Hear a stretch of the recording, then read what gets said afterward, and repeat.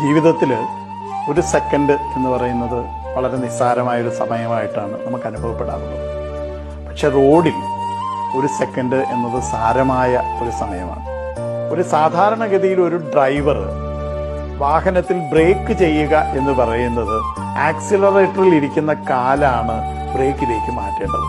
ഇങ്ങനെ ആക്സിലറേറ്റർ അല്ലെങ്കിൽ വേഗത കൂടുന്നിടത്തിരിക്കുന്ന കാല് വേഗത കുറയുന്ന ബ്രേക്കിലേക്ക് മാറാൻ ഏറ്റവും കുറഞ്ഞത് 0.7 സെക്കൻഡ് മുതൽ 2 സെക്കൻഡ് വരെ സമയമെടുക്കുന്നു എന്നാണ് കണക്കാക്കപ്പെട്ടിട്ടുള്ളത്. അപ്പം ആ ഒരു സെക്കൻഡ് കൊണ്ട് 17 മീറ്റർ ദൂരം പോകും.